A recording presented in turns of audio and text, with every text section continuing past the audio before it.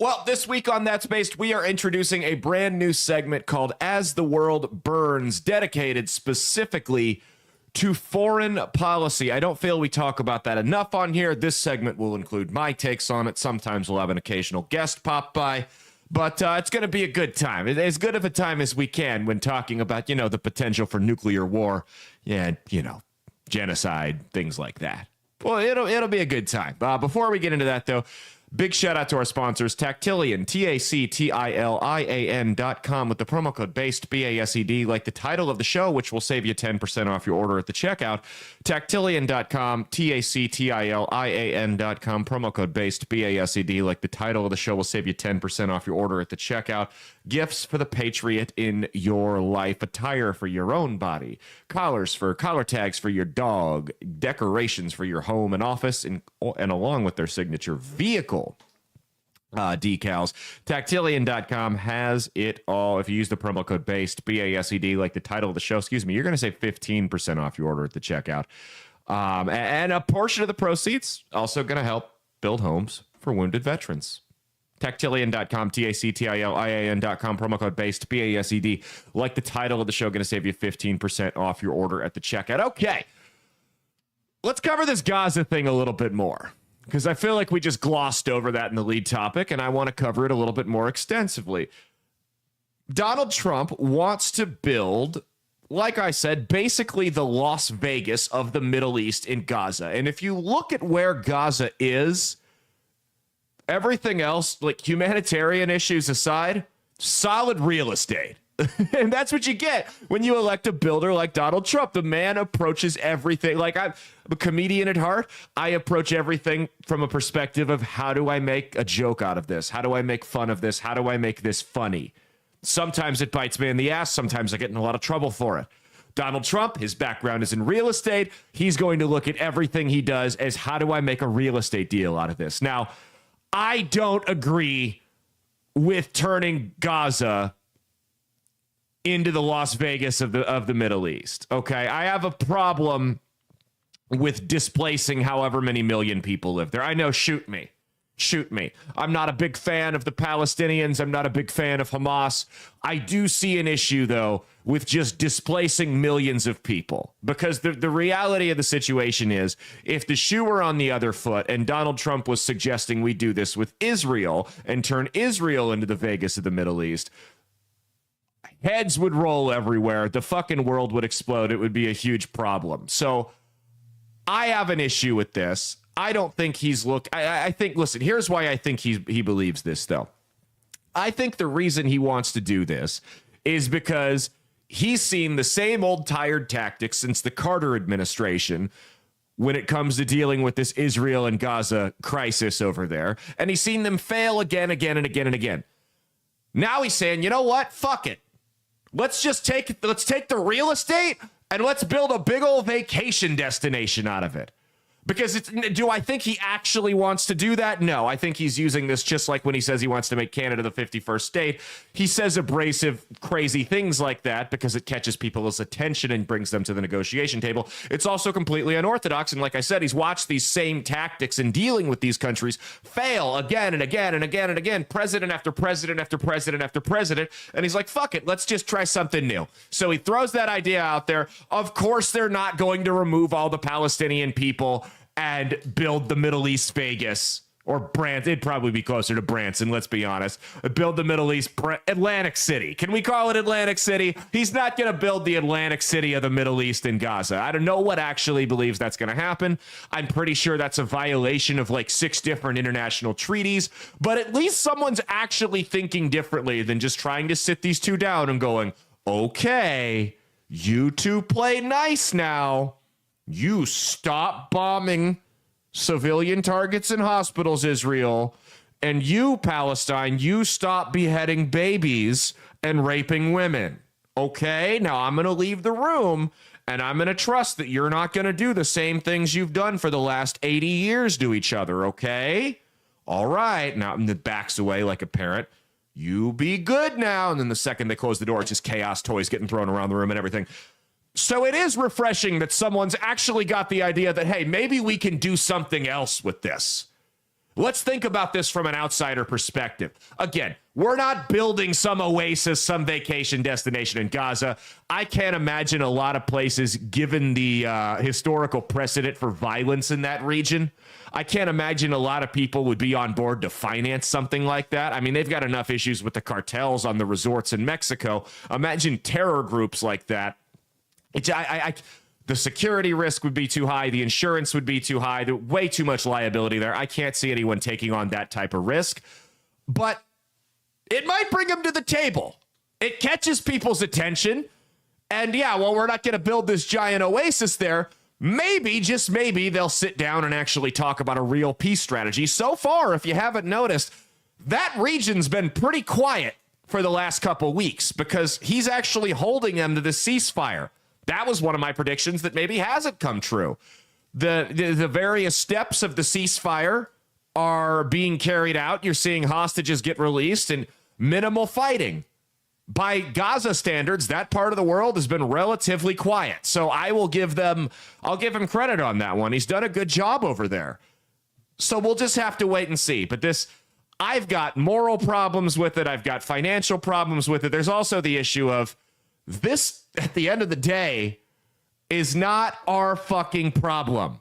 This is not our fucking problem on either side. I stand by that. I maintain that belief that what happens in Israel and Palestine is not our fucking problem. Let them fight each other.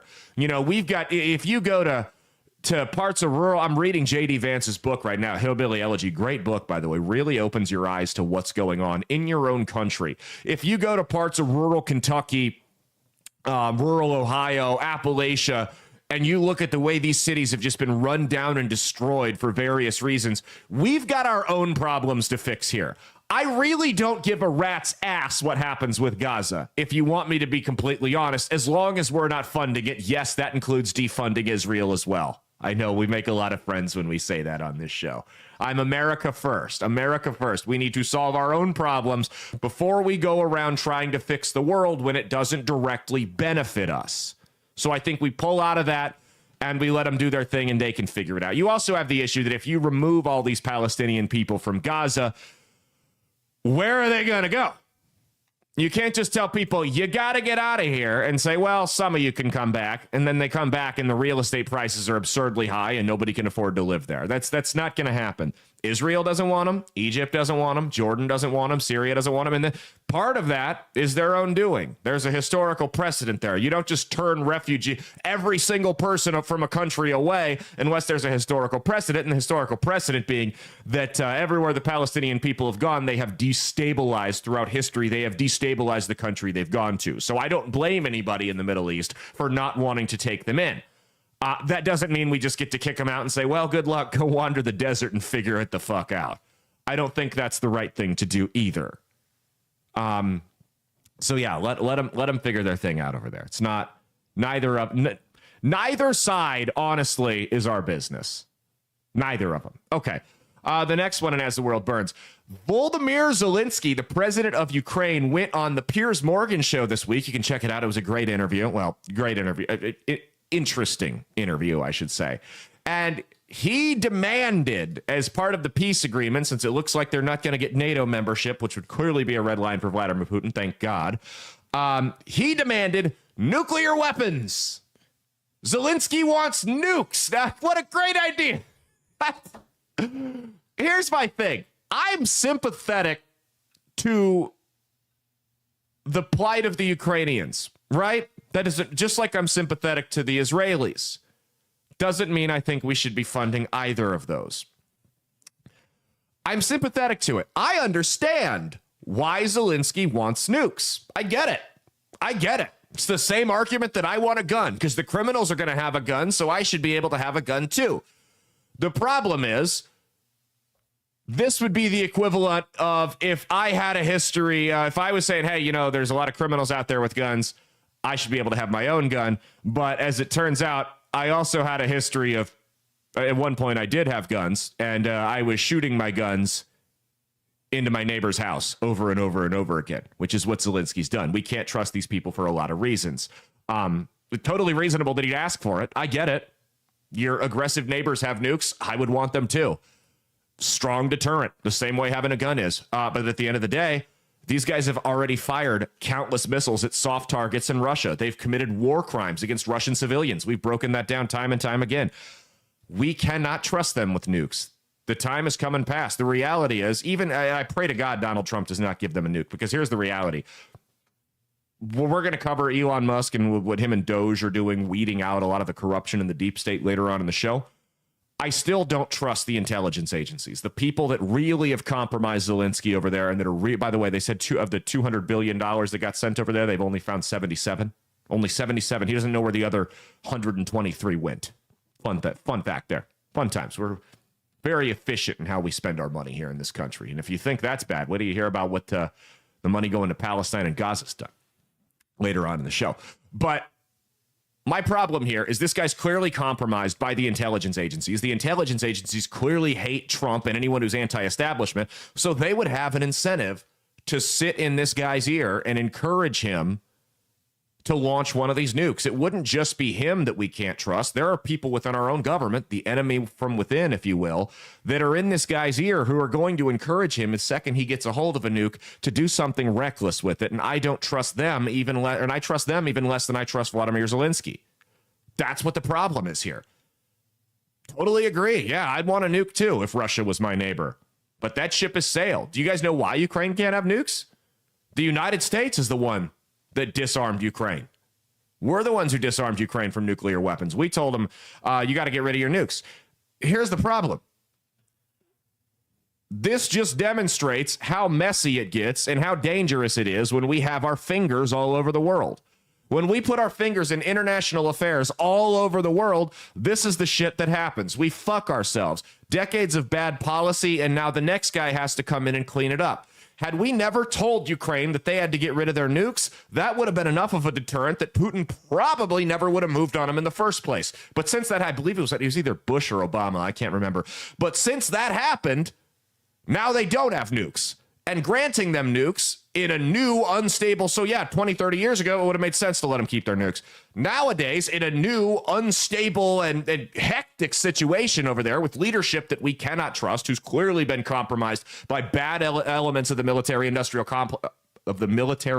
complex over here, the game has changed. The game has changed, and it all starts with us disarming them decades ago. Had we not done that, and had we not had our fingers in the world affairs trying to control puppet states halfway across the world decades ago, none of this would have happened. But since we have not only antagonized international superpowers, but put our fingers into the politics and leadership and military structure of other countries that we have nothing to do with, this is the mess we have to clean up now. Now we have to decide. The nukes that we never should have taken away in the first place, do we give them back to a new leader that's way more unstable than the last guy that we can't trust? And there's a chance that he starts World War III if we do it.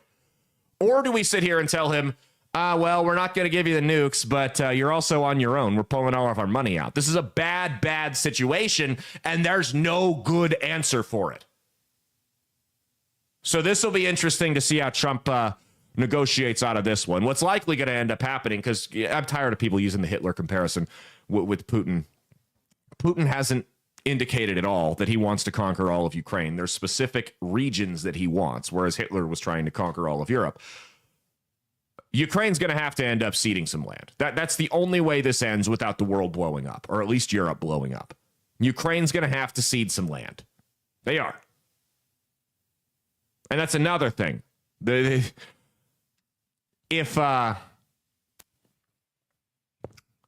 Trump wants to make countries start paying their fair share into NATO, right?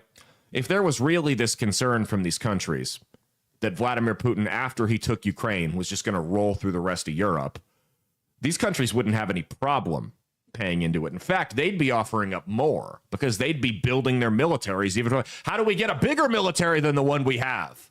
Like, this is not enough. We need more. But they're not doing that. They're complaining, they're crying, they're outright refusing to do it, et cetera, et cetera. So that tells me there is no real threat for Putin to go much further than Ukraine. I don't see that. I think that threat's been completely fabricated, and I think it's a fear tactic. Okay, that has been As the World Burns. We're going to not do that every week, but we're going to bring that that segment on more often than not, I think. Anyway, stay tuned. We got Caleb holds up the mirror and then trending this week coming up next. All right, hope you like the new segment. Now it is time for one of my favorites and one of your least favorites.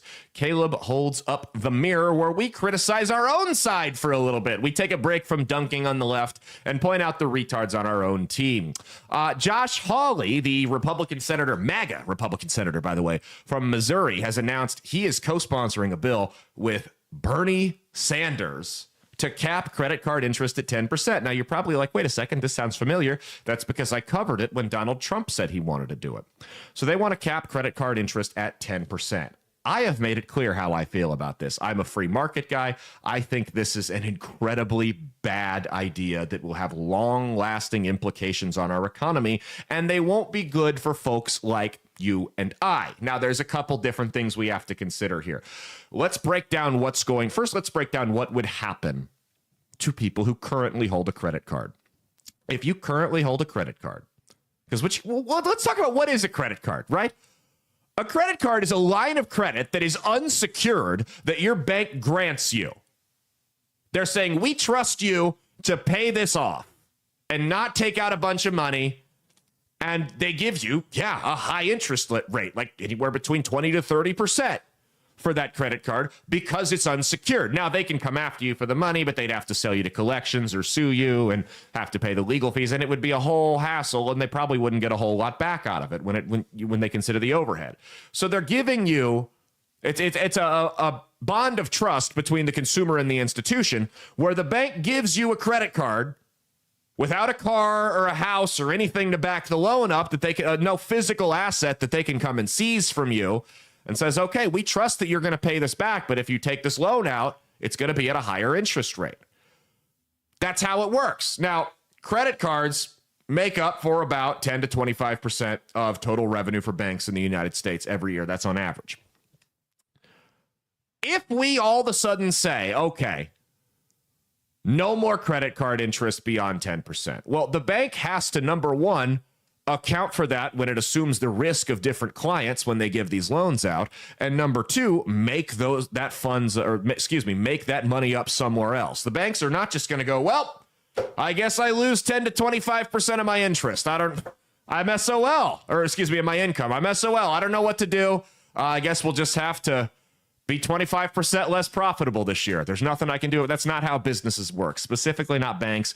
That money's going to get made up one way or another, whether it be increased interest rates elsewhere, like mortgages, enjoy a 10% rate on a $300,000 house, car loans, home equity lines of credit, the list goes on and on. It's also going to be made up in fees.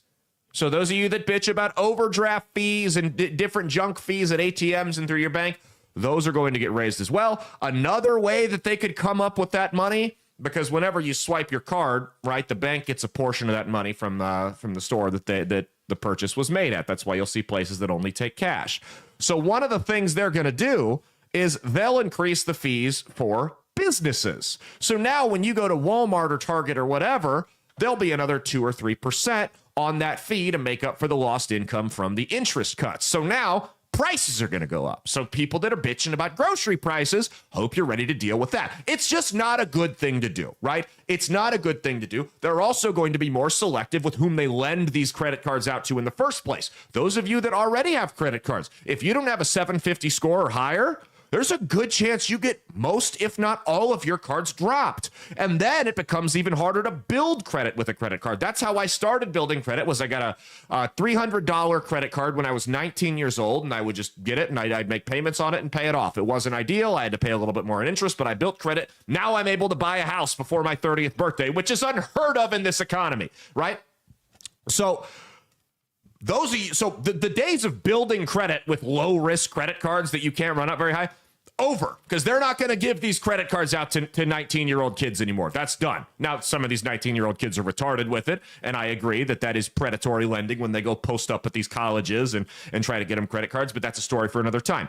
So it's going to be difficult for you to build credit. It's going to be difficult for you to keep your credit cards that you already have. By the way, your score drops when they close these accounts as well. So if you're at like 720 right now and the banks close 5 of your credit cards out, well, expect to be at like 660, 670, right? So again, talk about credit score. We did it on the Wednesday show. Go listen to that. We talked about the importance of credit scores and why I agree it's not perfect, It's better than the way the system used to function. Key hint there, racism was involved prior to credit scores. So the banks are going to say, we're not going to give this guy with a 680 credit score a credit card with a 10% interest rate on it. No way, no how, because the risk doesn't outweigh, or excuse me, because the risk outweighs the reward. No thanks. We're just going to close the account. And here's what you guys got to realize is, yes, there are people that are stupid with credit cards, and there are people that get into bad situations because of credit cards. I'm not going to sit here and deny that. But there are people that use credit cards as a supplement to a savings account. Not for shopping sprees, not for vacations, not for restaurants or nights out at the bar, but as a supplement to us. That's what we have ours for. That's what we have ours for. How many of you guys listening to this right now, say the tranny blew out in your car or your water heater broke, how many of you guys could come up with $5,000 like that? Any of you? Could any of you come up with that much money to fix a major world-stopping problem that needs to be addressed right now out of your savings account without totally draining it? Probably not. So yes, while credit cards can get you into bad situations and they can be predatory, they absolutely serve their purpose. Well, I hate to break it to you, but if we cap credit card interest rates at 10%, those problems aren't just going to magically disappear with the credit card interest, right? Your water heater is still going to break. The transmission on your car is still going to go out. You're still going to blow tires out. Well, whatever the case may be, emergencies are still going to pop up that require you to have access to funds right away. So when those emergencies continue to pop up, what you're going to see is people are going to go to more alternative methods of lending, right? Different ways to make money or to come up with that money that they maybe don't have in their savings account. Those lending methods include, but are not limited to, pawn shops. Well, that's a fun one. Payday loan centers, which some of you are trying to ban. 401k and IRA loans. Horrible idea. Don't borrow against your retirement. If you have any equity in your home, they could go towards a home equity line of credit. But let's be real. If you're relying on a credit card, you probably don't have that because most people would go to that first. Or my personal favorite, loan sharks. Let's go find Jimmy the Fish and get $2,500 from him to where I'm going to eventually, the payments are going to amount up to $7,500. You're also going to see reduced rewards. So those of you that like credit card rewards, that like myself, I got the Costco credit card. It pays for my membership and usually gives me a couple $100 at the end of the year on top of that. But for those of you that like credit card rewards, you like to get the little 5% back on your gas, bye-bye. Say goodbye to that. Those days are over. You're not going to do that, and guess what's going to happen? There's not going to be any reason for you to use that card. You're also going to see a cutback in consumer spending. Yeah, that's right. Believe it or not, and I'm not saying it's a good thing, but that's the reality, is this economy does depend on people to some degree purchasing things on credit cards. Not always a good thing, but that's the reality. If you want to see an economic downturn that's going to result in job loss, layoffs, you name it, well, price is going up. Well, that's what's going to happen if we cap credit card rate. You're also going to see credit rationing, which kind of plays into what I said at first about them being more selective with who they lend these cards out to in the first place. It's not just going to stop at credit cards, though. It's not just going to stop at credit cards. The banks are going to be more selective with every loan because now they need to be able to offset the risk. They're going to be, so mortgages, car loans, it's going to be even harder for you guys to get these. So while I agree that credit cards can be predatory and they can be problematic from a financial standpoint, we have the Costco credit card. I'll break down because I'm a guy who comes from a lot of credit card debt. 4 or 5 years ago, I was close to 20 grand in credit card debt, and I climbed my way out of it. It was not easy. It was not fun. I had to make a lot of sacrifices, but we got one that we carry a balance on and pay off. But other than that, we're credit card debt free. It was not fun. Would not recommend you getting into that debt. And some of it was emergencies and some of it was me being a dumbass. But the reality is, this is my take on credit cards, right? So I have one card that I use for gas, right? I'll put gas on it and then I'll just put the cash in the bank and pay the gas off. And then I'll use it when we go to the grocery store. And it's the same thing there. Everything else, I pay cash. I pay cash because I spend substantially less money. I would recommend you guys do the same. And I'm not a financial advisor or anything like that, but this is just common sense shit. When I started just taking money out and saying, this is what I have to spend for the month, when this is gone, it's gone. I don't get any more because it's easy with a credit card to go $20, $30, $40 over budget every month. And then that shit starts to add up, especially with interest rates. This is my money for the month. When it's gone, it's gone. You'll find that you know what else you'll find? Not only are you spending less money, you'll find that you lose weight because you eat out less, you drink less. The list goes on and on. But I think that capping credit card rates, here's what I'll say. I'll end the segment on this. Capping credit card rates is very destructive for the reasons I just went over. If you are a conservative, and which most of you are who listen to this show, but if you are a conservative, Republican, libertarian type that's listening to this show, and you find yourself falling on the economic side of Bernie Sanders, perhaps it is time for you to take a step back and reevaluate your stance. Say, how am I on this guy's side? Like, you ever watch the movie American History X? When Edward Norton, his Nazi character, is going on a rant screaming about people. You ever find yourself agreeing with some of the stuff he's saying on there, and you have to take a step back and go, wait a second. Am I wrong on this? At least reevaluate what you're saying, right? And that's another, I'm not saying everything he said was wrong. Certainly not everything he said was right, but that's a discussion for another time. All I'll say is if you're on the side of Bernie Sanders on an economic issue like this, perhaps it is time to take a step back and reevaluate. I think we are going to be at a crossroads, the Republican Party is. We are heading down a dangerous path where this sense of economic populism, while at the surface it might be a popular thing that wins you votes, specifically in the Rust Belt and the Midwest, we have to ask, what's the long-term effect of this? Are we free market capitalists, or are we going to trend towards socialism? Right now, I have a deep-rooted concern that the Republican Party is trending toward that more socialistic economy style. I don't like that. I don't think that's good. Guys, that's been tried all over the world time and time again, and it's never worked. Don't throw Denmark and Sweden and all those countries at me. We pay for a bunch of their shit. You're finding that out in USAID. We also pay for their military. It's a little bit easier, when you get to do that. They also have about 1/10 of our population size, so that's another thing to consider. So I don't even want to hear about those countries, and their taxes are insane. Taxes are insane, and when you start to look into those countries a little bit deeper, you find out that it ain't all sunshine and fucking rainbows over there either. So they certainly have their downsides. But it's an economic system that has been tried all over the world. It's never worked. Let's not flirt with that idea. That is a very dangerous game. Very dangerous game.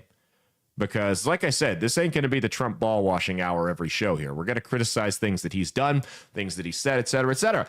And I think this, I'm not particularly blaming Trump for this trend towards socialism. I think he's played a role in it. I don't think Trump himself is a socialist, but I think his brand of populism has maybe made some conservatives a little bit, without even knowing, a little bit more sympathetic to the socialist economic worldview. So I would just monitor yourselves. Find out, hey, am I agreeing with Bernie Sanders on this? Maybe this isn't such a good idea. Maybe I should reevaluate where I stand on this issue here. That's all I got.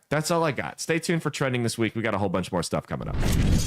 All right, it's time for Trending this week in the show that we are totally shooting in one consecutive sitting, that we didn't break up into several because she was tired and I was sick. It's time for Trending this week. All right, first up, let's talk about the DNC. They elected their new leaders, and come to find out, it turns out they learned absolutely no lessons from a couple of months ago. No lessons whatsoever. In fact, this is how they began their convention. This is what started it. Go ahead. It's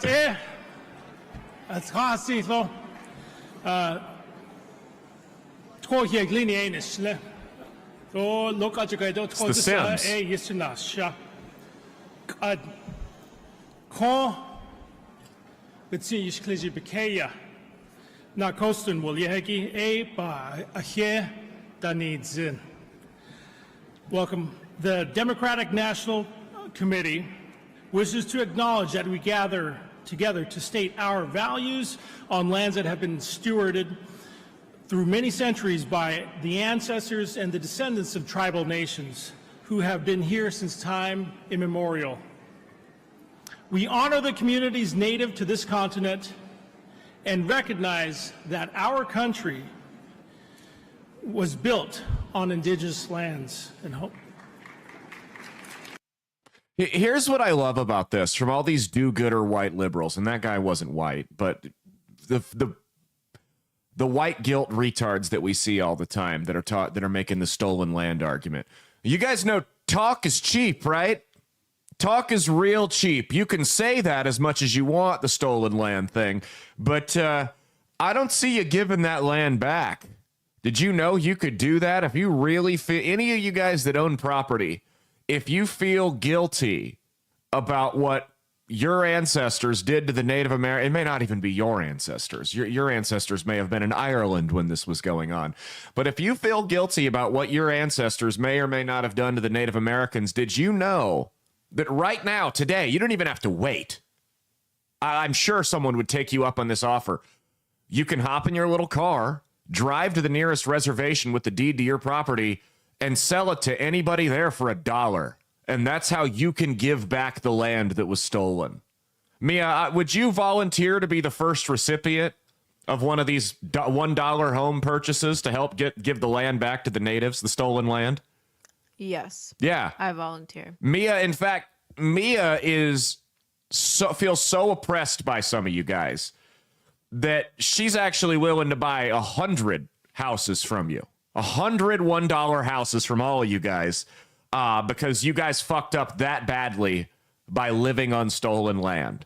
So if you guys really want to put your money, or lack thereof, where your mouth is, like I said, talk is cheap. We can do this stolen land bullshit, and we can argue about conquered versus stolen and winning in wars and how many tribes they stole the land from before we got here. We can have that argument, or you can just give your land to the Native Americans. And fortunately, I happen to be married to one. So, and not one of those fake 2/16 Cherokee motherfuckers either. Like a real Indian. She'll take it. She'll take it. $1, $5. We'll even be generous after what you did to her people.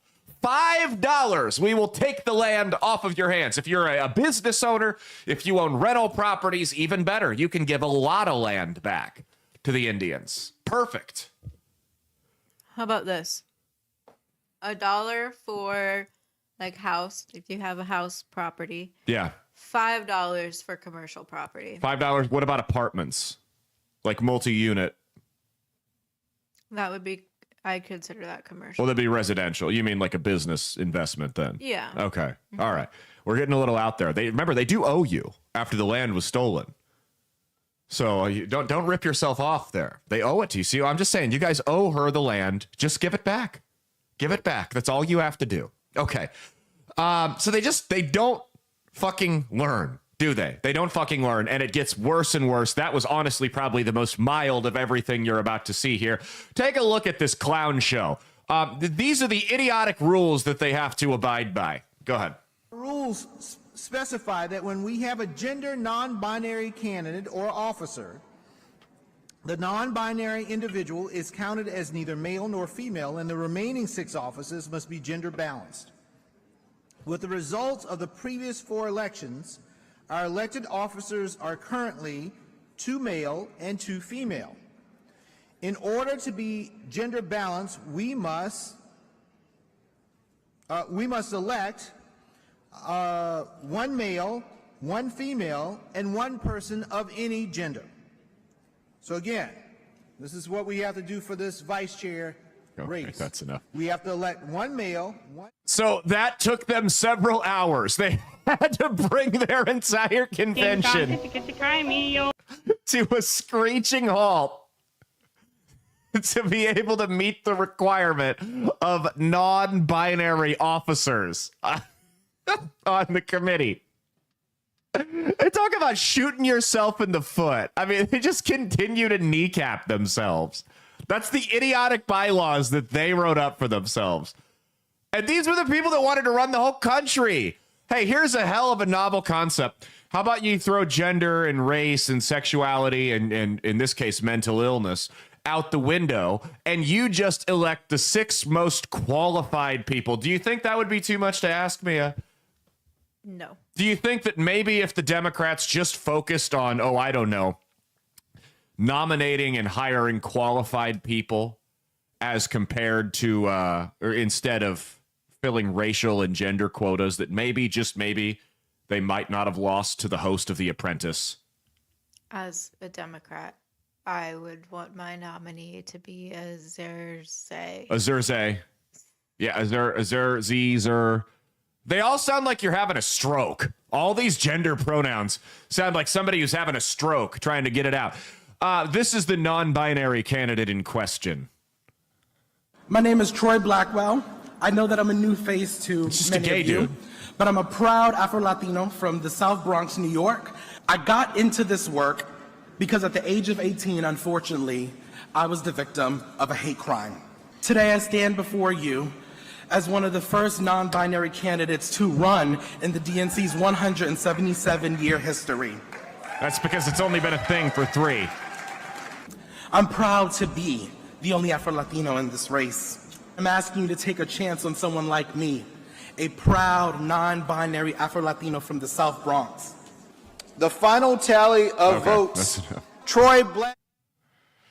Oh, my goodness. What do you think of that? I am a victim of a hate crime. You know what I noticed from that video, from that clip right there? He repeated the fact that he was Afro-Latino 3 times. He repeated the fact that he was non-binary. I counted 4 times. It could have been more. And then he mentioned that he was the victim of a hate crime. And this is a guy who's running to be chair of the Democratic Party. And not once did he mention anything he had ever accomplished. Not once. All he talked about was his race and his so-called gender. That was it. We didn't hear what his background was. We didn't hear what his plans to move the party forward after the epic ass beating they just received were. We didn't hear any of his qualifications. Nothing.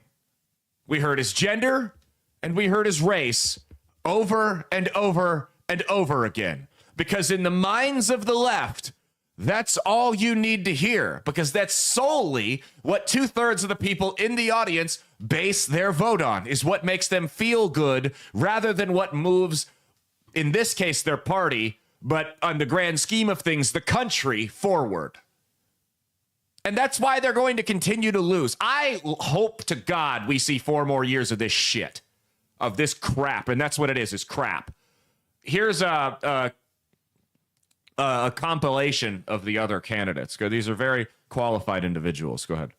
Hello, Democrats. Hey, I am speaking, and I would love your attention. There is a black woman at this podium, and I deserve your attention like the 11 people who went before me. There's a black woman at the podium. Speaking. Good evening, Democrats. Look up here.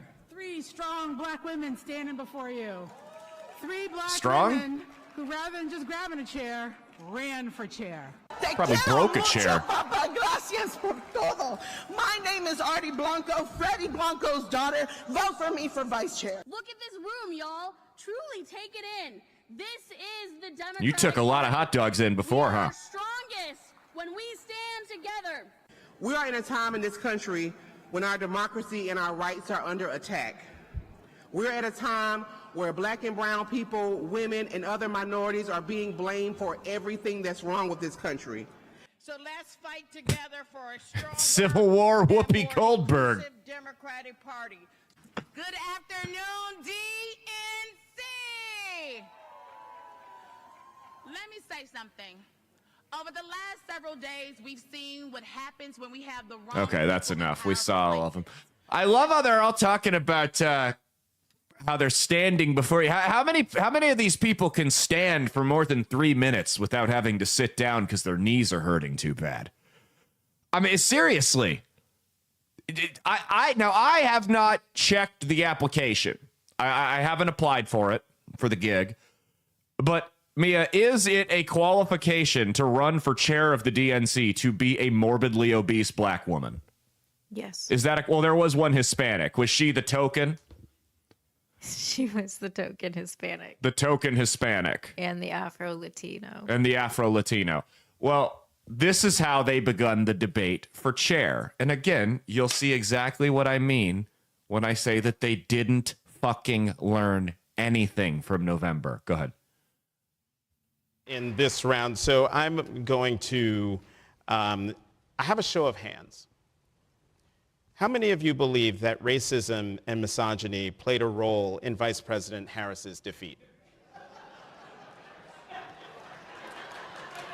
Okay.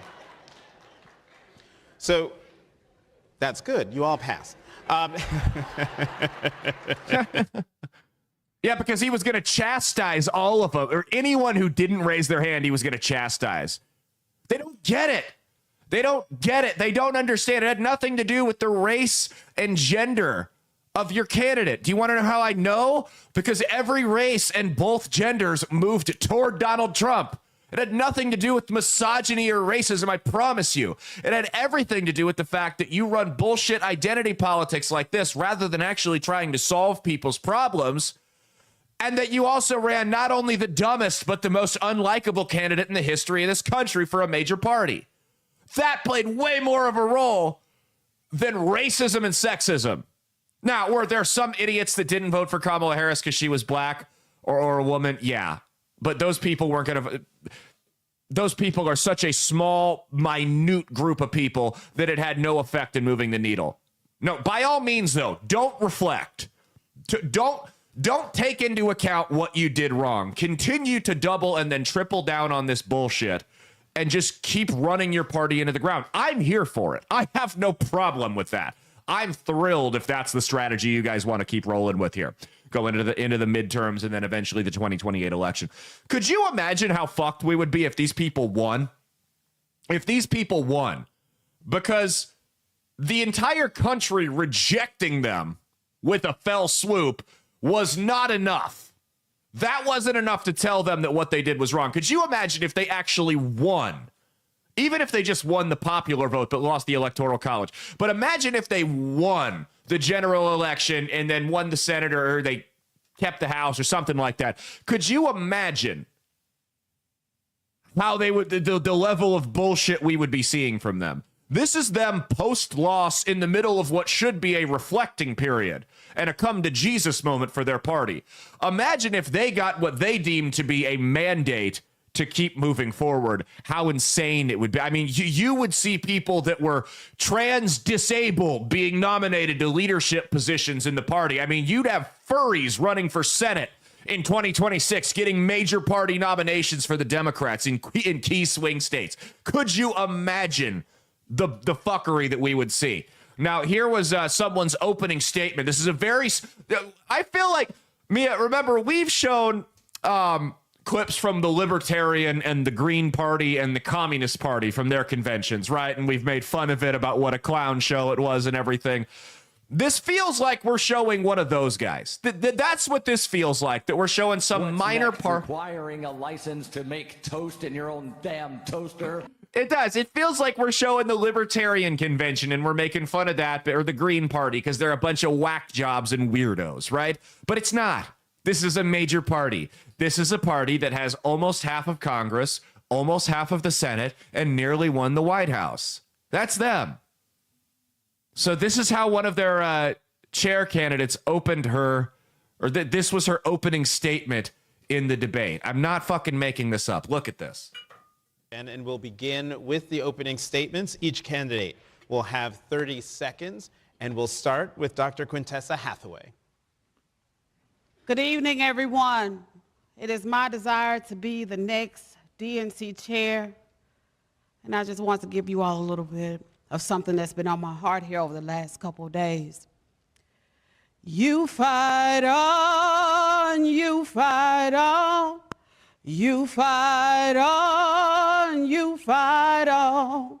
When your government is doing you wrong, you fight on, oh, you fight on. Why does it feel like I'm watching American Idol? It's a no from me. Thank you, Dr. Hathaway. You know what I'm going to do? You want to do something fun? When's the Nebraska Republican Party convention? Will you look into that? Because I'm going to run for chair. And when it's time for me to make my opening statement, everybody be like, I'm Caleb Salvatore. I'm running for chair of the Nebraska Republican Party. And I just wanted to say something that's been on my mind these last couple days. Everywhere I go, bitches always know that Charlie Sheen has got a weenie that he loves to show. Wake up, grab beer, shave beard. Okay, I'm not going to sing the whole. You guys know that song. It's a fantastic song. It's my go-to at karaoke. What are we doing? This is so stupid. What are we doing? I'm at a loss. Well, I mean, so there was a Quinnipiac poll. Quinnipiac? I don't fucking know. I don't know. A Quinnipiac poll that came out, and this is a left-leaning publication, mind you, that polled people on how they viewed both political parties, Republicans, Democrats, and independents. And the Republicans were viewed 43% favorable and 45% unfavorable, which is kind of meh. Whereas the Democrats were viewed 31% favorable and 57% unfavorable. Now, that was before this clown show. They just don't understand. And at this point, here's their problem.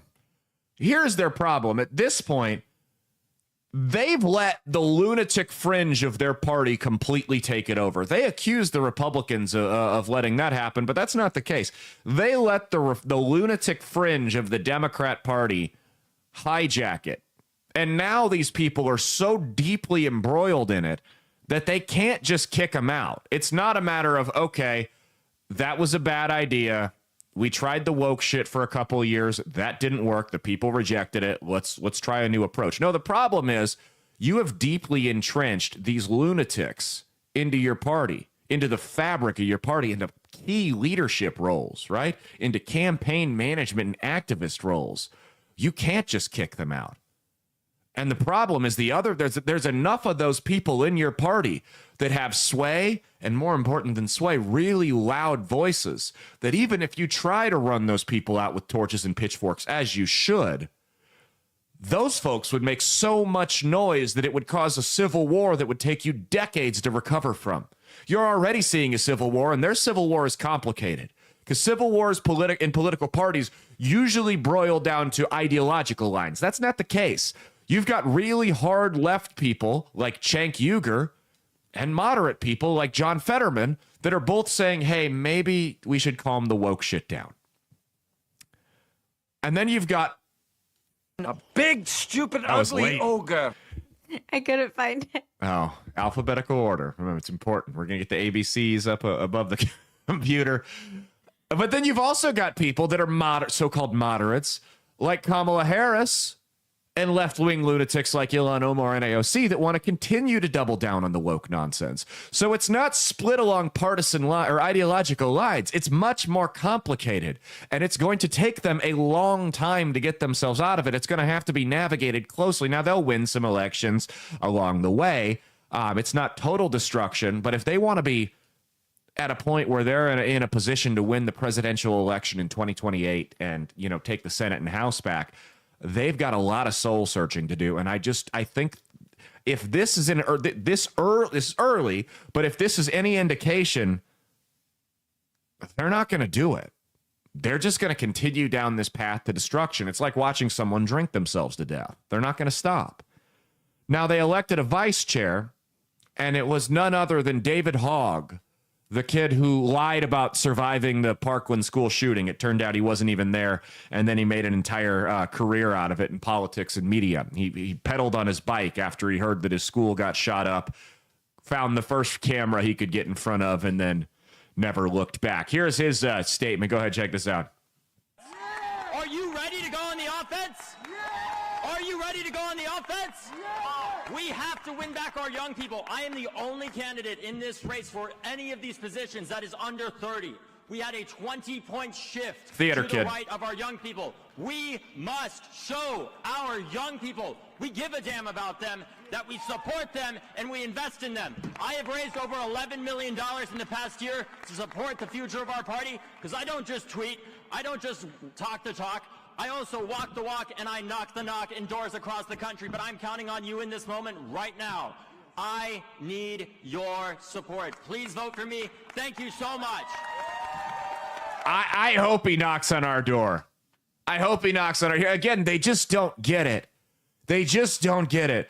They say it's true. They did lose record numbers with young people, but that was primarily driven by young men who felt mocked by people like Tim Walz and by the porn ads and the weed and all the garbage that you were pushing on them. There's no young man that was turned off by the Democrat Party's 2024 anti-masculinity stance that's going to see David Hogg and go, God damn it, I'm sold. None. Not to mention everybody that went to high school with this kid hates him. I mean, you can find, and this is a tweet, an anonymous tweet thread, so take it with a grain of salt, but this isn't the first place I've heard this. Everyone hated him. He was obnoxious. He was weird. He was a theater kid. This kid, David Hogg, such a piece of shit that the school shooter didn't even think he was worth the 42-cent bullet. I mean, that's how fucking worthless this kid is. Was that too far, Mia? Did I finally push the envelope too far? I'm just saying. He's a moron. He did a debate that turned into a town hall where people got to ask questions because gun control is his big issue. And he's always wrong about it. It's full of disingenuous misrepresentations, fabricated statistics, you name it. And he went and debated Spike Cohen, who is someone I really respect. I've met him. I've talked to him a couple of times. Behind the scenes, former libertarian vice presidential nominee in 2020. Nice guy. Not one of the libertarians we make fun of on this show by any means. Good guy. And he debated Spike Cohen, got his ass handed to him. But then when it came time for the questions, for the town hall portion of the debate, a woman named Lily Tang Williams, who is an immigrant from China, got the opportunity to ask him a question. And here's what she said. Oh, I don't have the video. Okay, never mind. Well, I swore I put that in there. Well, more or less, she asks him, she said, I come from communist China. I immigrated from there, and the government took over, and they started killing everyone after they took all of our guns. So how can you promise me that the government in the United States, and this is all in a thick Chinese accent, right? Like it sounds like she's about to kick you out of a restaurant. And she goes, can you promise me that the government in the United States will never become tyrannical? And he says, no, I can't. And she goes, then gun control debate over. Obliterates him in broken English. That's who they nominated, that clown. So, moral of the story, if you don't take anything else from this segment, just know that the Democrat Party is not as serious as the Libertarian Party now. They have taken a back seat. They have no intent. That was like watching a Saturday Night Live sketch making fun of the Democrat Party. You had people singing. You had them bringing their entire convention to a screeching halt, wasting hours of time trying to find an extra non-binary committee member. You had them nominating beta male bitch boys for vice chair. Absolute cringe fest. I sincerely hope they keep it up. Okay, let's go to the next one here. Let's talk about the big audit. DOGE, the Department of Government Efficiency, is cracking the federal government open, and boy, oh boy, are they finding some interesting things out. What are you laughing about? That's what Doge is? Department of Government Efficiency. Yeah, it's named after the Doge meme. That's where they got the... I thought Elon Musk was doing something with the Dogecoin. That's what it came from, was the Dogecoin. That's where they get. They're just trolling everybody. It's a joke, but they're finding out. They're identifying a bunch of ways. Now, let me make this clear: the left and the establishment are losing their collective minds about this. They are losing their collective minds because they don't want to be audited. Isn't that funny? That the people that just hired 88,000 new IRS agents to audit you don't want to be audited themselves? Because if you remember, They spent every time we raised any type of concern that they were going to send these 88,000 new IRS agents after the middle class. They'd go, well, if you don't have anything to hide, you don't have anything to worry about. So quit crying. If you're not cheating on your taxes, you don't have to worry about these new IRS agents. Well, I guess that's a two-way street, sweetheart. If you don't have anything to worry about, why are you worried about these guys auditing the IRS, auditing the USAID, auditing the FBI, auditing the Pentagon? What are you concerned about? And we're going to break down just the absurd things that they spent money on. Also, let's dispel this nonsense right now. Elon Musk is not acting as a dictator. Elon Musk has no power. Elon Musk has not cut any funds. Elon Musk is a consultant. The same way that if I hire a marketing consultant to my business, they can come in and advise me on 100 different things to do. But if I don't want to do them, they can't do anything. Now, I may give that marketing consultant, say, hey, I trust you. My marketing department is a disaster right now. Do what you got to do. Here's the keys to the car. And that'll obviously come with some limitations. But that's more or less what Donald Trump has done with Elon Musk here. He is a consultant to the federal government looking to identify and eliminate waste. And boy, oh boy, has he done this. He has no power. He can't pass legislation. He can't veto legislation. He is merely exposing the nefarious activities that our own government is up to on our dime. And half of you retards are pissed off about it. All right, let's break down the bill. First off, play what Chuck Schumer said here about them looking into USAID, which is the U.S. government's foreign aid department, which we'll talk about the controversy around that in a little bit. Go ahead. Also know this is just the beginning. If Doge attacks USAID today, then you can be sure they'll move on to another target tomorrow. Who knows?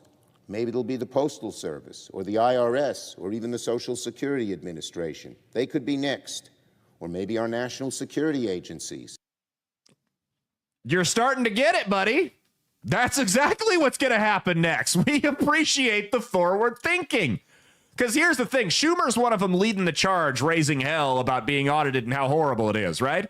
So all those agencies that he just listed, those are the ones they need to go look at next. Because whatever the hell this guy's being defensive of is one of them that is cooking the books and hiding some bullshit from us. And that needs to be identified and cut out.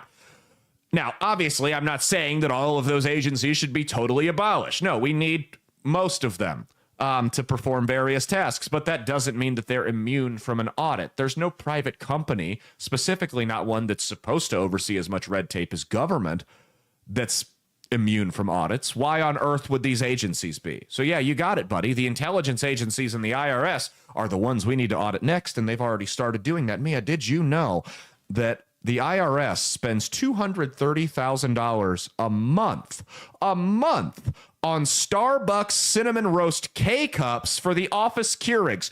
$230,000 a month on K-Cups. Oh, I didn't hear the 1,000 part. I just heard the 200. And that sounded absurd. No, that didn't. I was like, why are you getting mad about that? 230,000. Like a lot. 230,000 a month. Okay, that is. Hey, what? You could cut that in half by just getting the store brand K-Cups. I'm not even saying you got to go to Drip Coffee here. You could cut that in half with the store brand K-Cups right there. They're spending on the disposable little like coffee cups that you get. You want to know how much they're spending per cup? Per cup, $2. Per cup. They are spending $1,280 on disposable coffee cups. Per cup! Each cup costs Each cup they are spending $1,200 on, as identified by these audits at the IRS. So one little plastic cup. Pretend this is a plastic cup. $1,200. How does a little plastic cup cost? Like the contents inside of it, or the just cup the itself? Cup? The cup itself. Is it made of gold?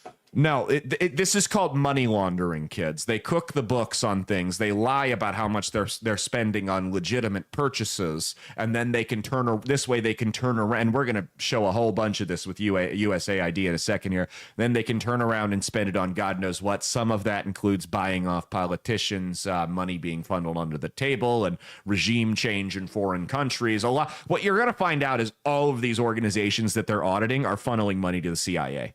All of them. The IRS is not spending $1,280 on disposable plastic cups. They're not. They're not spending well, they might be spending $230,000 a month on the Starbucks. That might be a thing they're legitimately doing. It won't be for long, though. The Air Force is not spending $45 on a coffee cup. The Army is not spending $800 on a hammer. This is money that they're writing off as hammers and coffee cups and things like that. This is money that's being funneled to regime change. It's being funneled to intelligence agencies overseas to do God knows what to God knows who. The Pentagon spends $600 million a year on sushi.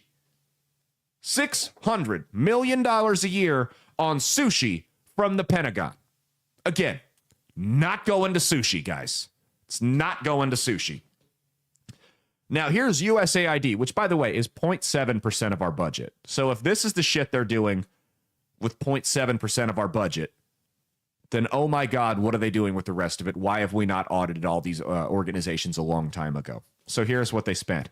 Politico, and this is from your money from the federal government. Politico, the magazine that ran attack piece after attack piece after attack piece on Donald Trump and other Republican candidates throughout the last 2 years, has received $34.3 million, Politico, to publish headlines like this. Pull these up real quick. Oh, sorry, next one. Politico, yeah. So to post things about J.D. Vance's beard. Yes, Vance's beard matters. Vance is the first White House wannabe to wear facial hair in 80 years. Research indicates that voters see beards as more masculine. That can be positive to some, but to others, especially women, it can be negative, conveying aggression and opposition to feminist ideals. As compared to Tim Walz's eyes, they show as passion. Eye popping can sometimes be seen as a sign of surprise, but for Walz, it simply revealed his emotional intensity. During an exchange about abortion, the dynamic and emphatic facial motion grabs the viewer's attention. For Walz, it gave extra weight to his feelings and held our gaze. Didn't Obama have facial hair? He had a little bit of stubble. Not the same, though. Not like Vance. So they got money to fund that crap. New York Times got $50 million, AP 19.5, Reuters 9 million, BBC, the British news channel, 3.3 million. So here's what they do. They funnel money, and we'll break down the money laundering in a second, the things they're lying about spending money on. They funnel money to fund regime change and buy off politicians and do God knows what with. And then they pay these news organizations money so that they're beholden to them, so that they can be the propaganda arm of the establishment. We've already broken down how in 2020 Time Magazine released an article about how all of the media companies and all of the tech companies more or less colluded to prevent Donald Trump from winning. And now we find out that they've been receiving money from a rogue government office. The Congress is not approving these expenditures, guys. The president isn't even approving. Biden wasn't even approving these expenditures. USAID was giving out money as it saw fit and lying about it. And they wonder why so many of them are getting fired and sent home. It's because they're worried you're going to destroy your computers and burn your hard drive so they can't find out where this money's going. This is an organization. They were giving out money as they chose, as they saw fit. 97% of them voted Democrat, donated to Democrat candidates. 97% of their employees did.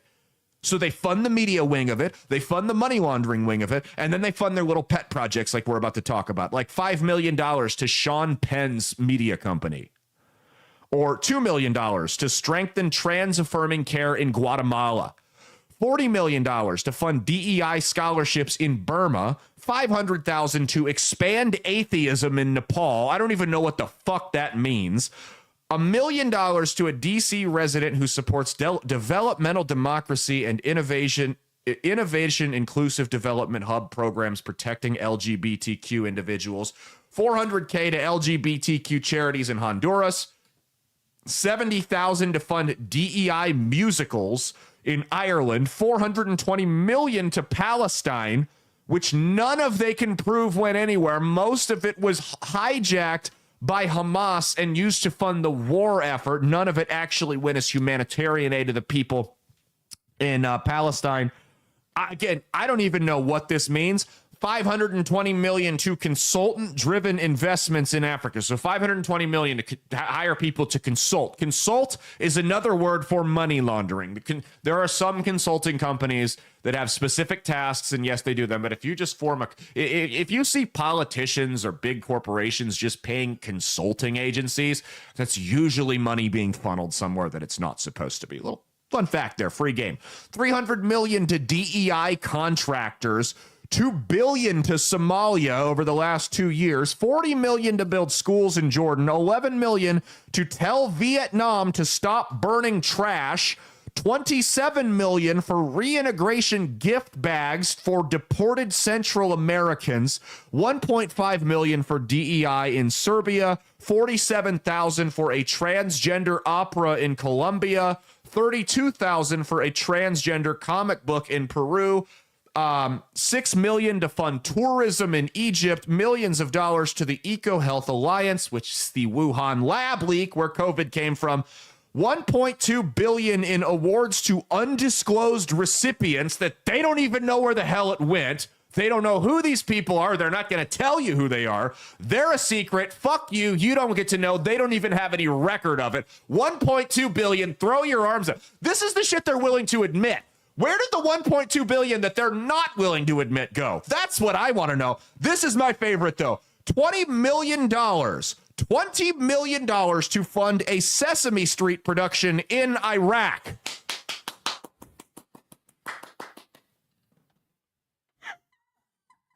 This is where your money's going. This is the shit. Joe Biden hired 88,000 new IRS agents to audit your taxes, to come up with more money to fund. And this is less than 1% of the federal fucking budget.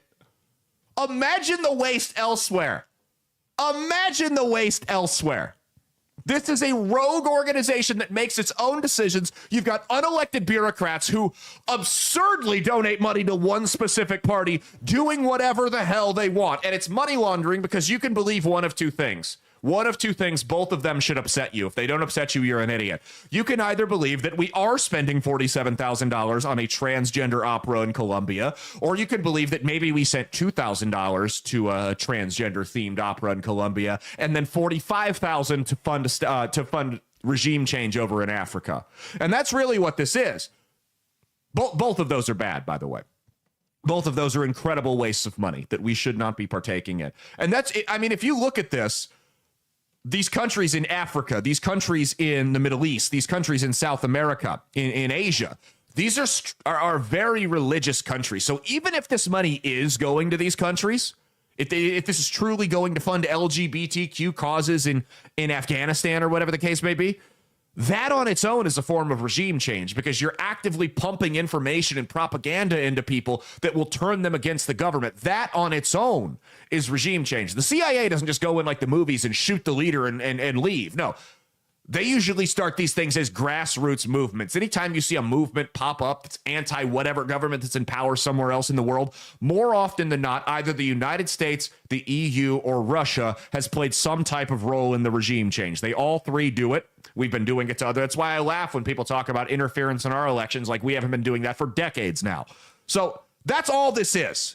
This is just another way to fund regime change. We've also got a historical precedent with USAID. A couple different instances. Cuba, they did it. They formed in 2009 the Zunzaneo program, which was initially a social media platform funded by USAID, which was referred to as Cuban Twitter, initially offered non-political content to attract users, but later aimed to incite political dissent and mobilize opposition against the Cuban government. Again, I'm not a fan of Cuba, but I think we should stay the hell out of other countries' affairs. In Ukraine, for 23 years, the U.S. government sent $5 billion to support political campaigns in Ukraine, which toppled the president and now got us to the shit show we're in right now, which I covered earlier in the show. And then you've also got in Ethiopia, following the overthrow of the military-led Marxist regime, USAID resumed its involvement in Ethiopia, focusing on democracy and government initiatives continuing to donate money to causes over there to install a puppet state. So this is a pattern of behavior. They have been used indirectly at best to spread propaganda to other countries, to help us destabilize the region and overthrow the regimes. At the absolute worst, used as a money laundering front for the CIA to do this crap. That's what this is. I mean, this is criminal. Sometimes a picture's worth 1,000 words, though, and this is the one I'm talking about. Right here. Taliban fighters with RPGs and a USAID backdrop in the background. There you go. There's your tax dollars hard at work. So, Mia, are you still proud to be a tax-paying American given this information? Yes. The Iraqi kids really wanted Sesame Street. You know, and you guys know I'm not a socialist. I'm not one of these government should just give out handouts to everybody people. But when I see the fact that you've got kids in this country that are literally fucking starving, and we're funding $20 million to build a television program for kids in a country that wouldn't piss on us if we were on fire, that boils my blood. That pisses me off to no end. I mean, this is criminal. This is criminal. The reason these freaks are so upset that this is being audited is because they know heads are going to roll. And not only are people going to lose their jobs, which they all should, people are going to go to fucking jail over this. And they should. They should. Now, I would implore Donald Trump and Elon Musk and anyone else that's looking into this to watch your back, because the last guy that came for the intelligence agencies the way these guys have took a convertible ride in Dallas. So I would beg them to be careful. Be careful who you trust around you. Be careful where you go in public. Make sure you have a good security team set up. I mean, the list goes on and on. This is what so now countries are getting cut off. The aid's getting cut off. And I'm not saying everything that USAID does is a bad thing.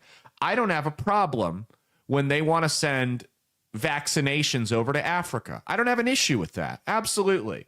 That in my opinion, that's a good use of our money. I don't have an issue with that. Right? I have an issue with that when they lie about it and half of that money actually goes to weapons and funding rebel groups in those African countries to destabilize the region and topple the governments. That's where my problem lies with it.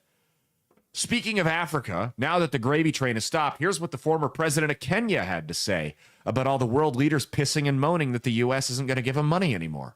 People the other day crying, oh, I don't know, Trump has removed money. He said he's not giving us any more money. Watu wanalia. Why are you crying? It's not your government. It's not your country.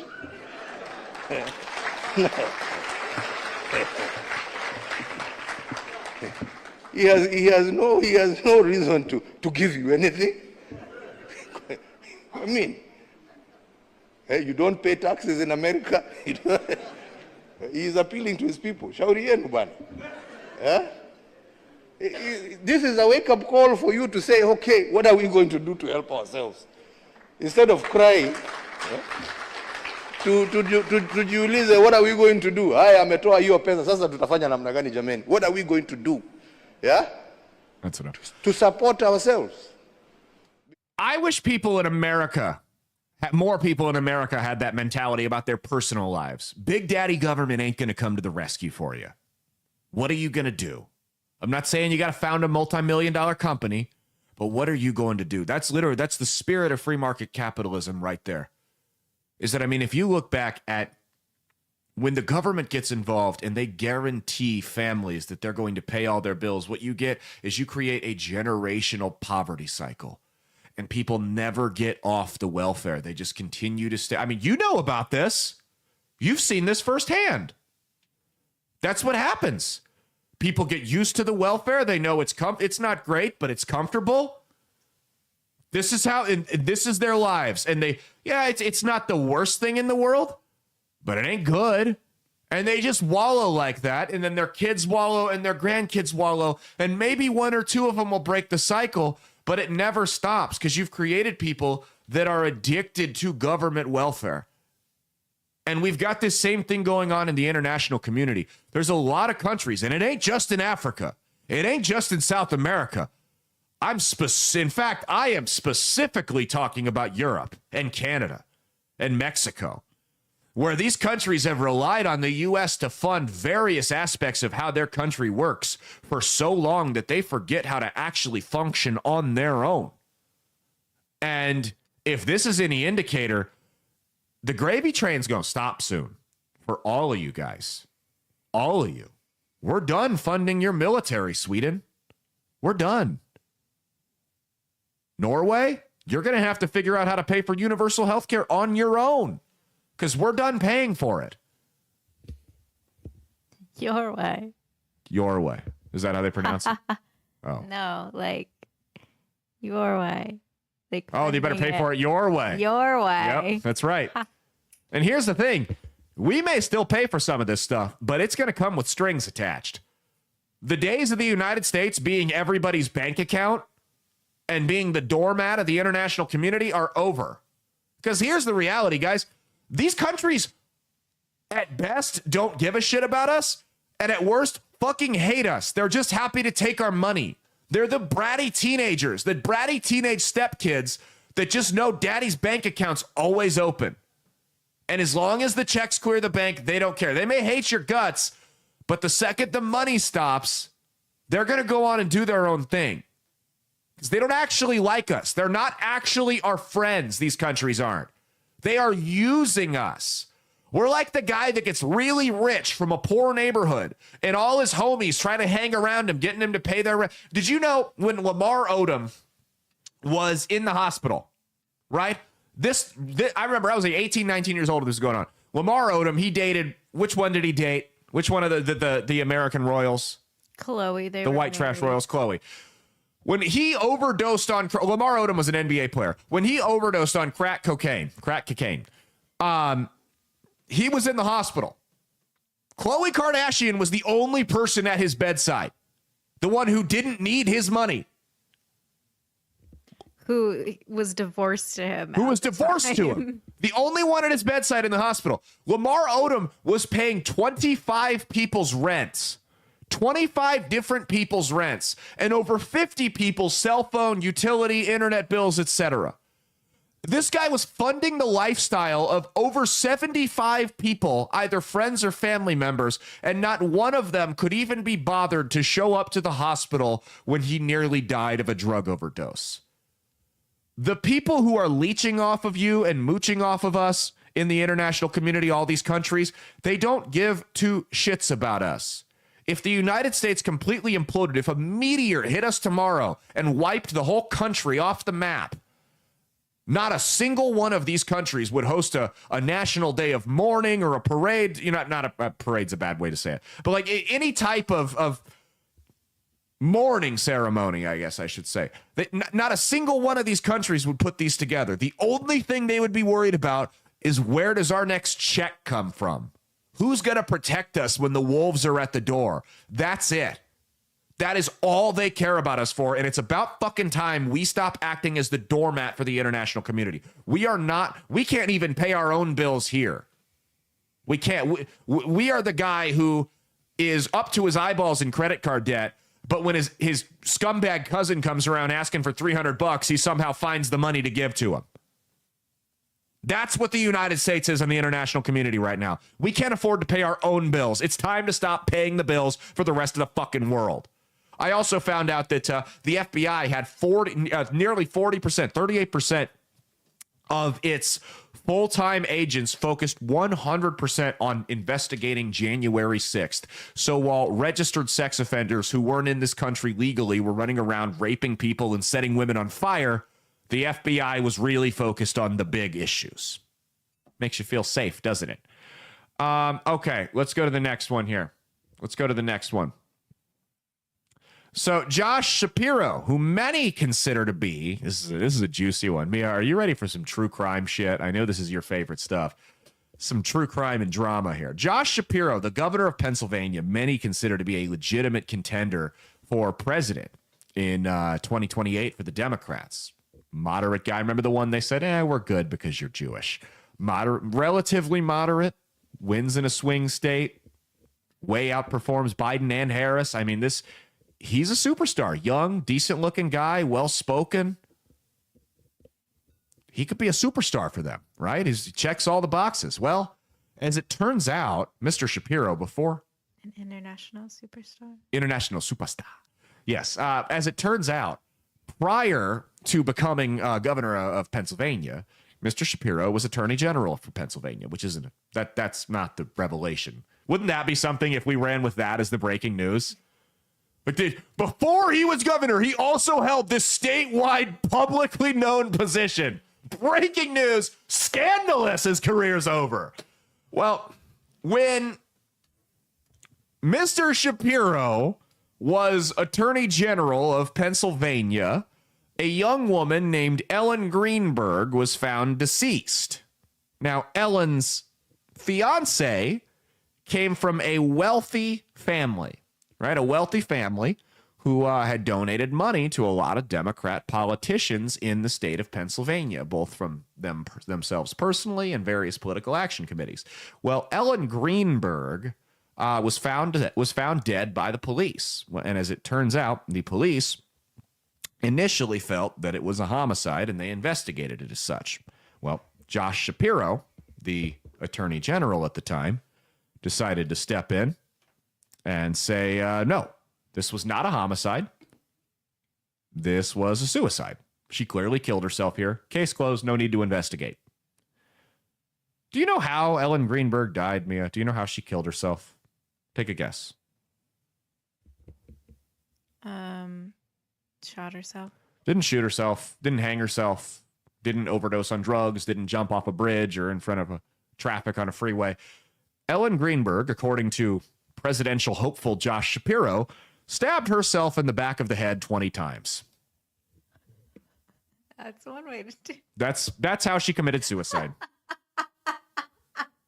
That's what he said. This family donated money to Shapiro's governor campaign.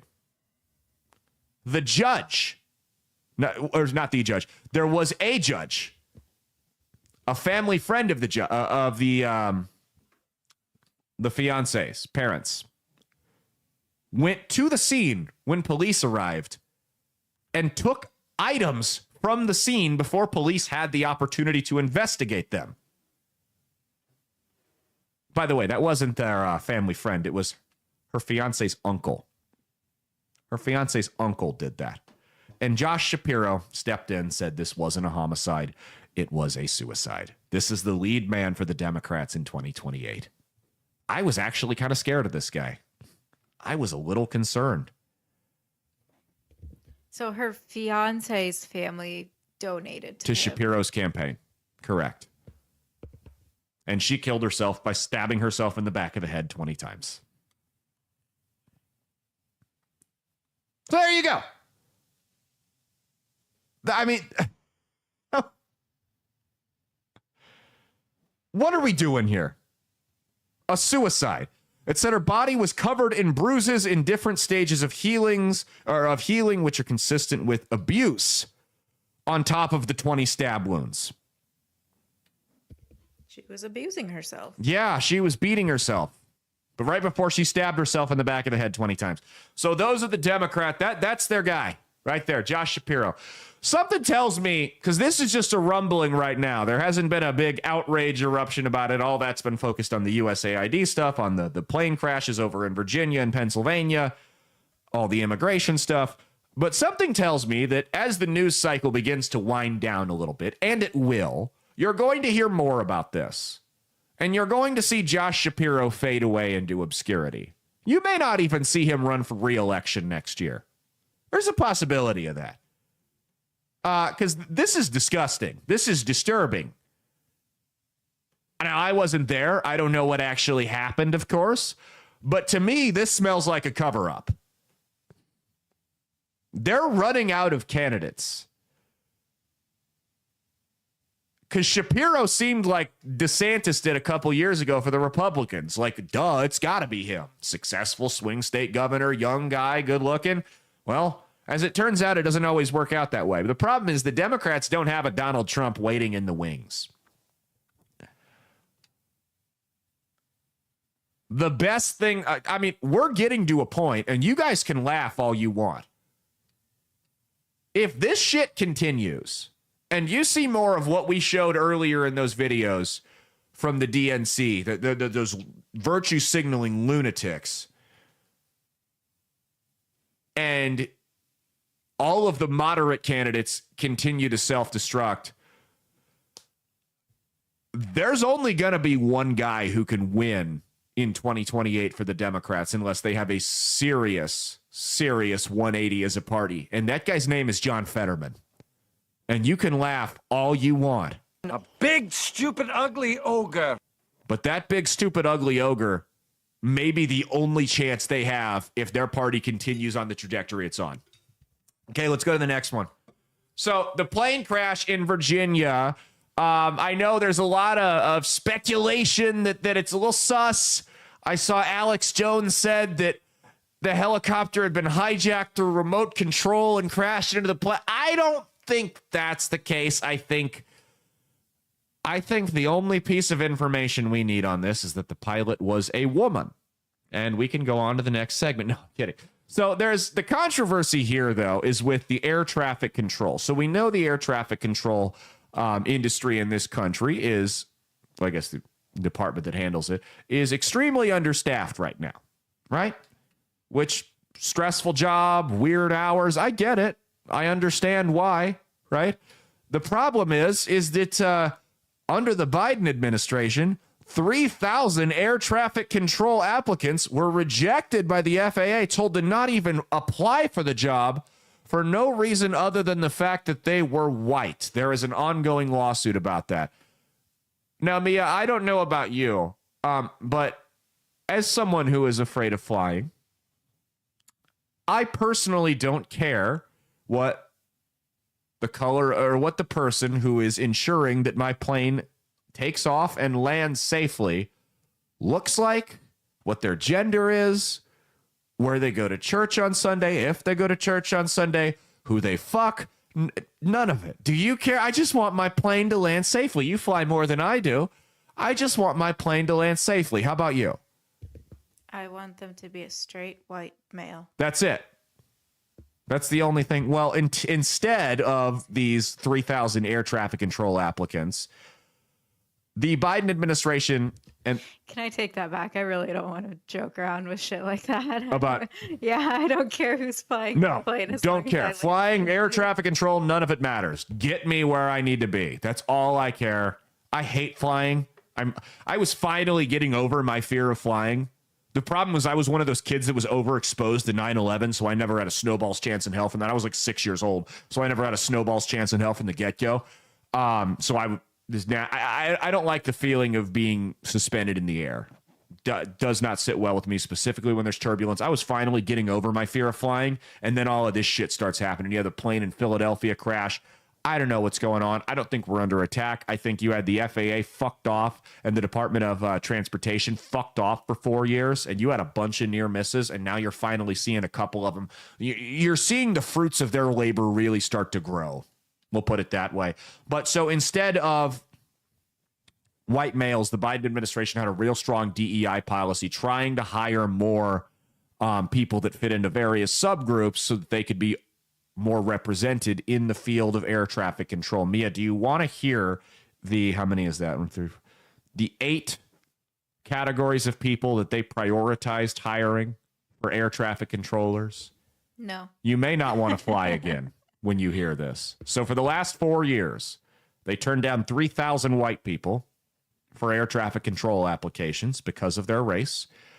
And instead, they targeted people who suffer from dwarfism, which is, I mean, midgets they just got to sit on the control panel. They're not actually flying the plane. Okay, dwarf, all right, fine. As long as they're qualified and they can pass the test. People who had missing extremities, so missing arms, and okay, again, doesn't affect your ability, or whatever. Epilepsy? Sure, you can get that under control. Mia has epilepsy. Here's where it gets a little spooky, though. Partial or complete paralysis was prioritized.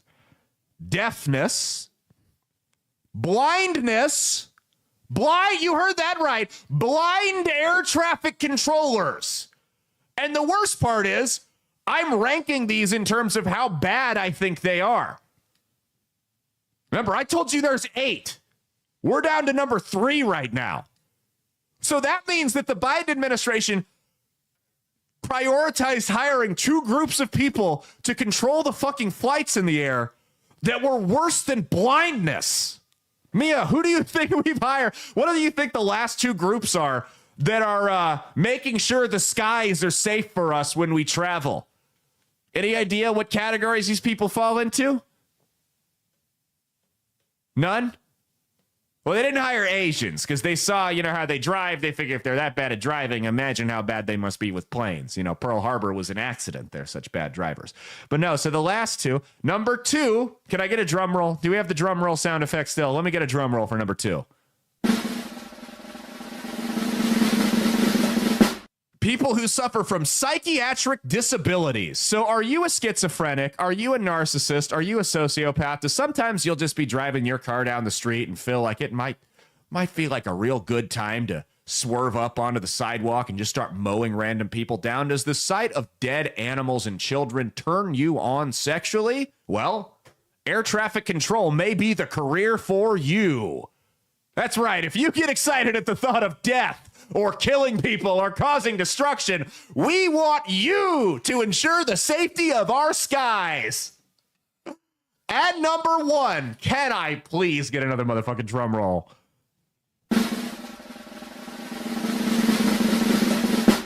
Do you want to guess what it is? No, because I have no idea. People, and they specified, there's 3 words to number 1 here. There's 3 words. Number 1 was not necessary unless they were specifying who they were talking about. Number 1 is an adjective that they didn't need to put in here, but they wanted to make it loud and clear, and this is from an official FAA memo, who they were prioritizing when they hired their air traffic controllers. I am not making this up. This is, as Biden would say, not a joke. Not a joke. This is serious. And I feel, please don't shoot the messenger, guys. Don't be mad at me for breaking this horrifying news to you if you're just now hearing this for the first time. Of the 8 groups of people the Biden administration targeted specifically to hire for air traffic controllers,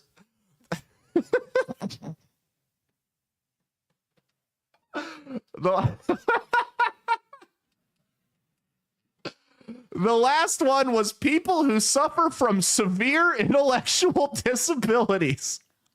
So if you've got Down syndrome, now's the time. I'm kind of retarded. Now's the time to control the skies. Do your part, baby.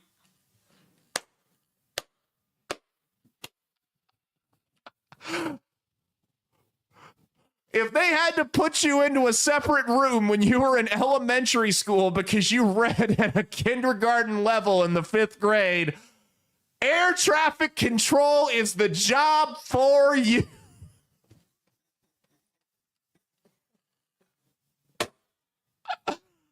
This is what I'm talking about, being so open-minded your brains fall out. This is what I'm talking about right here. If you have to wear a helmet when you engage in physical activities to protect your soft spot, guess where you don't have to engage in physical activities? In the air traffic control office. Again, so open-minded your brains fall out. There's nothing wrong with being accepting and tolerant and making reasonable accommodations for any of these groups of people. Absolutely, you're not going to find any argument there from me. But the key word that I feel like a lot of people bastardize or just outright ignore when we talk about the Americans with Disability Act, the ADA, is reasonable. There's no reasonable person who thinks that a blind person or someone with Down syndrome should work in air traffic fucking control. No one. We ignore that part. and they prioritized it. Now, here's the problem. Here's the issue we're at now. How do you fix this if you're Donald Trump? So let's say you identify 17 people with Down syndrome working as air traffic controllers. Not a significant amount, but as we know, it only takes one to cause real problems.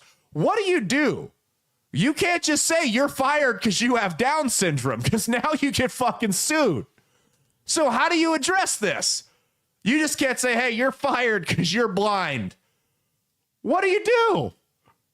They have to stay. Or you have to just create such a hostile work environment and make the job so difficult that they walk away on their own. You put little obstacles in front of them so they just keep bumping I'm into just imagining these supervisors pulling their team into a meeting, being like, all right, guys, I know Jesse's got Down syndrome. We can't fire him because of that. I need all of you to bully him. Just make his life a living hell until he quits or throws himself out on the runway in front of the plane. I don't know. We're not a serious country. Oh my goodness. Okay. All right. We're going to skip there's no reason. We'll just go to the last one here. I might do a little bonus show for you guys Super Bowl Sunday morning. Not too deep, but might talk about some stuff on there. Go to the last one. Yep, right there. So Donald Trump has officially had the State Department change their website. Go ahead, pull this up here. Oh, I didn't put it in. Wow. God, I fucking suck. Should have just edited on that one. That was a high note. I mean, I'm not going to be able to beat retarded air traffic control. What if they move them to be the flight attendants? What if they make them the flight attendants? I feel like that's a good compromise. They can be the ones that sniff the bombs in the TSA line. They lick you more than the dogs, though. Okay. Mia just has her hands in her face. Okay. So the State Department officially changed the travel notices for LGBTQ BBQ 4K HD TV travelers.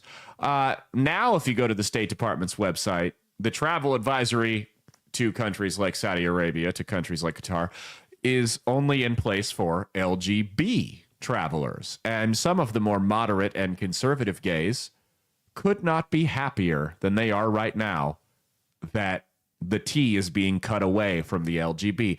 As it should be. Truly, it should be. Like, let's think about this for a second. Let's just use some common sense here. LGB, lesbian, gay, bisexual. Okay, that's who they want to fuck. T, transgender, someone who identifies with a different gender than the one they were born. One of these things is not like the other. Let's think about that for a second. This is the easiest way I can break it down for you guys. Mia, what's your favorite kind of pie? You don't got to think about it. What's your favorite kind? Pumpkin. My favorite's apple. All right? We have different views. We have different preferences. I prefer apple pie. She prefers cherry pie. I can't make the claim that she's wrong about that. Or excuse me, pumpkin pie. Sorry. I can't make the claim that she's wrong about that. That's just the one she likes better. I claim that you're wrong about that. Now, I may think that she is mentally ill. My religion may tell me that she's going to hell. But at the end of the day, I can't say, no, Mia doesn't like pumpkin pie better than apple. She does. Now, if I put a piece of apple pie in front of Mia and she goes, this is pumpkin pie, then she is denying an objective reality. That's the difference. She is factually incorrect. There is no pumpkin in the apple pie that I made. None whatsoever. right? At least I don't think so. I'd have to check. She's denied that. See, so that's the difference between a preference and a delusion. Gay people want to fuck who they want to fuck. I don't know why their brains are wired that way. I can't imagine why any other man would be attracted to another man. It doesn't make any sense to me, but I'm not going to deny that the gay guy likes the other dude. I'm not going to deny that. I can't get inside his head. I can deny that the transgender who wants to get changed in the women's locker room is objectively not a fucking female. That's the difference. And truly, you'll see these Gallup polls will go out where they'll ask about people if they support gay marriage in this country. And every year it's like 65, 70+%. The last couple years, it's gone down for the first time ever. And the reason is not because anyone's had a souring on gay people. It's because all the other letters that have been thrown onto it. They see all this crap going on with kids. They see this crap going on with women's sports, with locker rooms, with just some of the absurdity with the non-binary and the 72 genders and the Zs or Zims. And they go, this is bullshit. And gay people have accidentally been lumped in with this crap. And they don't want anything. Most of them don't want anything to do with it either. I mean, I won't even repeat some of the things that some gay people I know have said about transgenders. My God. Wouldn't even repeat it on this show because we're trying to stay on YouTube right now. But they're tired of it too. And they're finally tired of this. They're finally, now that the federal, again, just like with RFK Jr. and Tulsi Gabbard and people like that, not necessarily a policy movement, but for the first time, at least in my lifetime, you have got a national movement coming from Washington, D.C. that other people are hopping on the back of to get away from some of these insane progressive policies. And that's what's important here, is you've got more gay people who are comfortable coming out and going, yeah, I always thought the T being on there was bullshit too. Never made sense to me either. And they're finally moving on from it. So that's all I got. That's our show. We'll do a quick little show for you guys. Less than an hour on Sunday, just because I'm getting like congested in my nose. Super Bowl, Mia. Who's going to win? Who's going to win the Super Bowl tomorrow? Taylor Swift. Taylor Swift. Who's going to show up on TV more? Taylor Swift or Trump? Taylor Swift. Taylor Swift. Will Taylor Swift perform at the halftime show? Yes. Yes. There was another prop bet I saw. It said, will there be a streaker or unauthorized person on the field? And then they had prop bets that went even further, where you could bet on the gender of that person, where you could bet either male, female, or non-binary, which pays out the highest. Now, here's my question. How do you prove somebody's non-binary? Is it just if they say it?